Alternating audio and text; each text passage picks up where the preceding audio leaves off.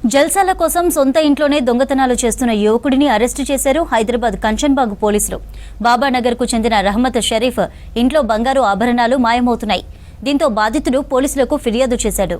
పోలీసుల విచారణలో రహమత్ షరీఫ్ కొడుకు అద్నాన్ షరీఫ్ తన స్నేహితులతో కలిసి 4 సార్లు బంగారం దొంగిలించినట్లుగా తేలింది. దీంతో నిందితుడితో పాటు మరో ఇద్దరిని అరెస్టు చేశారు.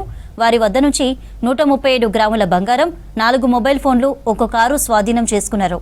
నిందితులను రిమాండ్కు తరలించామన్నారు పోలీసులు.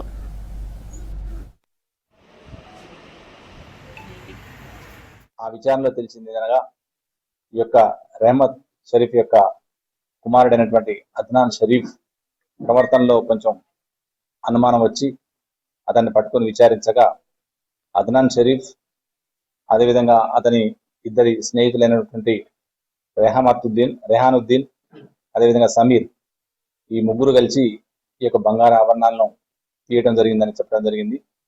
అయితే అద్నాన్ షరీఫ్ బీరువాలో ఉన్నటువంటి బంగారు ఆభరణాలని 4 విడతలుగా ఒక్కొక్కసారి ఒక్కొక్క గొలుసు తీసుకొని బయటికి రావటం, వచ్చిన తర్వాత వాటిని రెహానుద్దీన్కి ఇవ్వటం, రెహానుద్దీన్ సమీర్ ద్వారా అమ్ముతా అని చెప్పేసి తీసుకోవటం, అప్పుడు కొంచెం ఇతనికి డబ్బులు ఇవ్వడం జరిగింది.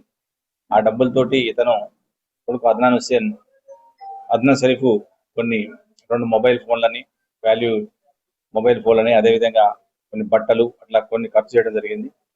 ఆ తర్వాత ఇతను ఇచ్చినటువంటి సమాచారం మేరకు అద్నాన్ షరీఫ్ను అదేవిధంగా రెహానుద్దీన్ను సమీర్ను ముగ్గురు కూడా పట్టుకొని విచారించగా దొంగతనం చేసినటువంటి ఈ యొక్క 5 బంగారు గొలుసులని, అదేవిధంగా కొంత అమ్మినటువంటి వచ్చిన కొన్ని ఉంగరాలను అమ్మగా వచ్చినటువంటి డబ్బుని ఉపయోగించి కొన్నటువంటి ఒక వెర్నా కార్ని, 4 మొబైల్ ఫోన్లని స్వాధీనం చేసుకోవడం జరిగింది.